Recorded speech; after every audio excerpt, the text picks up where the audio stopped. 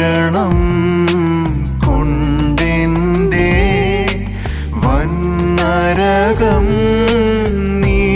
അകറ്റി നിൻ മഹത്വം തേടി നീ എൻ കാലം കഴിപ്പാൻ കൃപ ചെയ്യണമേ എൻ കാലം കഴിപ്പാൻ കൃപ ചെയ്യണമേ